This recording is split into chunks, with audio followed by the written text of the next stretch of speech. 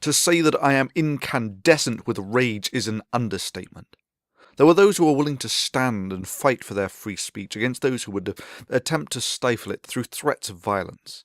And there were also the cowards who were willing to roll over and play dead at the first sign of things going awry. Viacom, the owners of Comedy Central and South Park, was among that number. For no sooner had the first signs of angry Muslims appeared on the stage than they tucked their tail between their legs and started self-censoring like crazy. However, there were those of us with enough spine not to let our greatest treasures, the pillars of Western society, to be surrendered, not without a fight, and especially not to the mere saber-rattling of some small-time religious losers.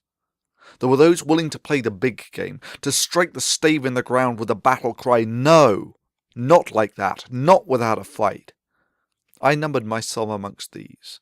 However, Viacom was not simply satisfied with being leeching cowards, savouring the freedoms that everyone else had fought and paid for. They then proceeded to file a bogus copyright claim against that battle cry, less than 24 hours after the video had been put up, which days later they claimed to have retracted. An action that simply highlights the fact that they knew it was an empty and bullshit copyright claim. And yeah, that copyright notice did essentially kill the video's viral potential. Let me be clear, this was no automated takedown. Viacom chose to do this. Viacom elected to take this course of action, under penalty of perjury. Viacom specifically had someone fill out the forms to do this. I know, I talked to their lawyers, and the evasive tone of their lawyers spoke louder to me than any confession. Viacom actively chose to stab in the back those who were fighting against those trying to limit freedom of speech from threats of violence. You miserable cowards! It sickens me to think of such amoral, yellow-bellied parasites such as yourself growing fat profits off sucking the rich blood off the Western civilization that you would betray for the price of an extra value meal.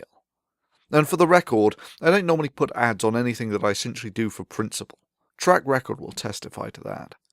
However, in this case, it's being done simply for the strategic reason that if Viacom pulls this shit again, this time losses will have been incurred by their action. Oh yeah, game on. It's your choice, Viacom. So far on the copyright notifications, I, the little guy, am 2-0 against the international multi-billion-dollar media conglomerate. You fancy going for a hat-trick? Do you fancy going to a court and telling them how you lost 3 copyright notices filed under penalty of perjury by you, a major, zealously copyright-happy corporation, against one guy, and this was just an accident and not some systematic abuse?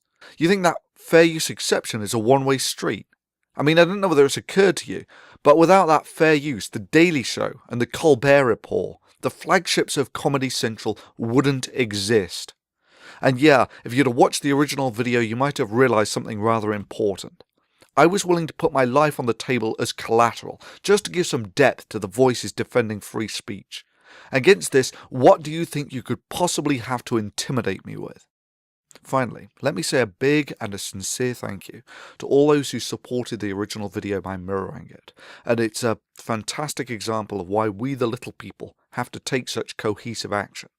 Simply as all these copies essentially defang these big corporations by removing their ability to quash such things with a single blow.